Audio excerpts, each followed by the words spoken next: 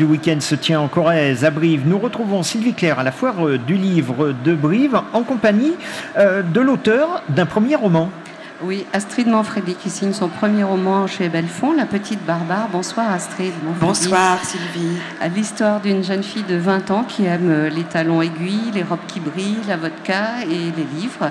Et les hommes tombent comme des mouches avec elle. Et cette jeune fille est incarcérée pour complicité de meurtre. Et là, vous avez choisi de nous décrire le parcours d'exclusion et puis surtout sa rage de vivre.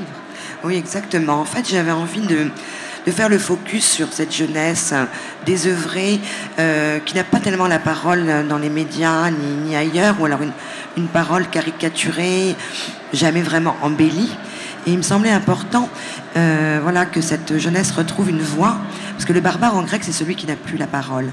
Et j'avais envie, au niveau littéraire, qu'il y ait un jaillissement qui se produise, qu'une jeune femme de cette zone d'exclusion puisse avoir une voix littéraire, une belle voix, poétisée, rageuse, mélancolique, et que ça s'inscrive dans cette lignée d'une littérature moderne, inscrite aussi dans les problématiques de la société. Et voilà, c'est le portrait d'une exclue, mais une exclue qui a des choses à dire et qui aime les livres, bien sûr. Alors, elle sort de la banlieue, et puis vraiment une vie pas possible, quoi, infernale, quoi. On a presque envie on comprend sa rage aussi. C'est vrai qu'elle est incarcérée pour quelque chose qui est pas terrible, qui est pas beau, mais on se dit elle a quelque chose de beau, cette fille. Oui, mais c'est ça. En fait, c'est une jeune femme, une très jeune femme, qui a été sous emprise, sous la fascination d'un leader, une espèce de pervers narcissique, comme ça, qui lui fait faire, qui lui fait commettre des choses. Et elle a plus de conscience, elle a plus d'éthique, elle a plus de repères moraux. Et donc, elle se laisse comme ça complètement. Elle part là-dedans sans vraiment comprendre ce qui lui arrive.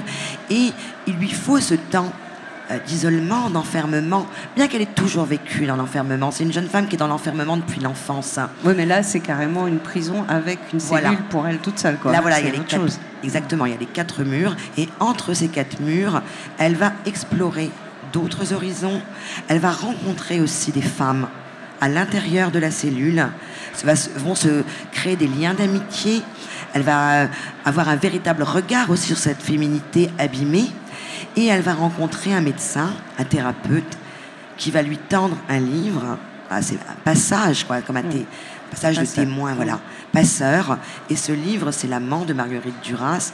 Et grâce à cette langue incroyable qui serpente, qui est poétique, qui est désirante, elle va aussi avoir une transformation en elle et la possibilité d'entrer en humanité et justement de retrouver le langage, parce qu'elle s'exprime qu'avec son corps, ce corps qu'elle abîme, qu'elle donne aux hommes de façon parfois tarifée, et parce qu'elle va dans des extrêmes plus que douteuses, mais elle ne perd jamais malgré tout sa part d'espoir et elle part à la reconquête de ça.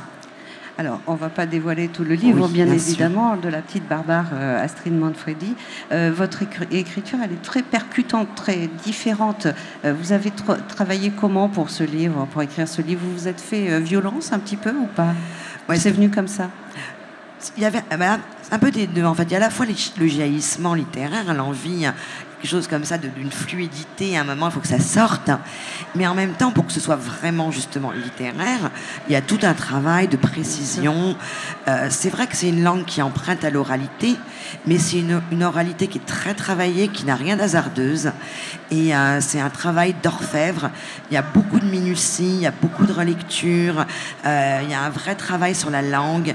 Ça va chercher très, très loin à ce niveau-là. Et je suis très heureuse, d'ailleurs, d'être sélectionnée dans le prix du style, parce que pour moi, c'est un honneur, parce que le travail sur le style est omniprésent, et pour moi, c'est vraiment il y a une véritable façon de travailler la langue, et qui est vraiment, c'est presque mineur de fond, quoi. Il faut y aller. Il faut aller au boulot, quoi. Il faut aller au boulot, ouais. Exactement. Alors, c'est vrai que dans ce livre, il y a en arrière-plan, c'est vrai qu'on pourrait y penser à l'affaire Ilan Halimi, ce jeune homme torturé et mort.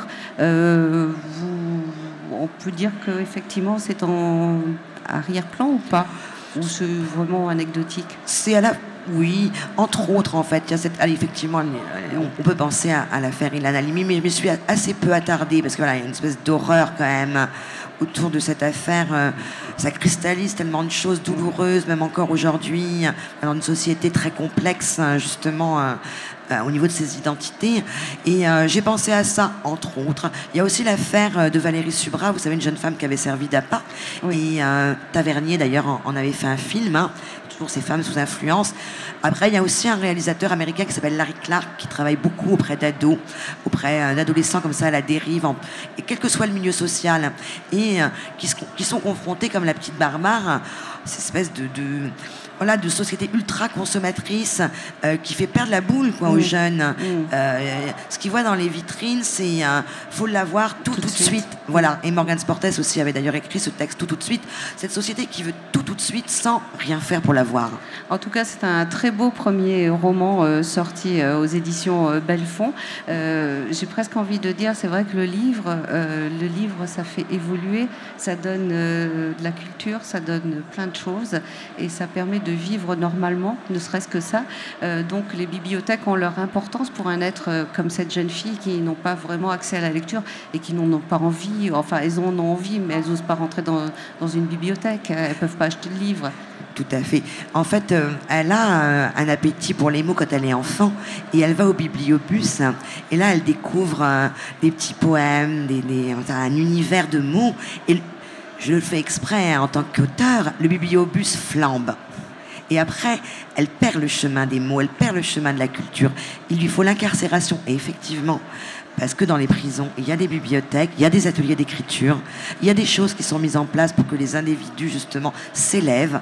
Et elle retrouve ce chemin des mots durant son incarcération. Et là, c'est comme ça qu'elle écrit, quoi. Elle prend le stylo, elle dit « Je vais raconter ma vie cabossée, mais j'ai aussi le droit d'exister. J'ai le droit à la seconde chance. » C'est ça aussi que dit le texte. Et j'ai le droit aussi de rêver à l'amant de Marguerite Duras. Ah ben voilà, l'amour, c'est interdit pour personne, même quand on est en prison. Exactement.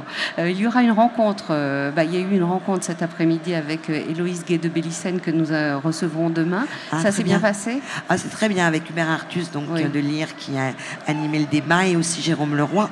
C'était en fait sur la thématique entre nos trois livres, le roman noir est un peu en filigrane. Et c'est vrai que, voilà, parce que le roman noir, ça emprunte aussi à la tragédie antique.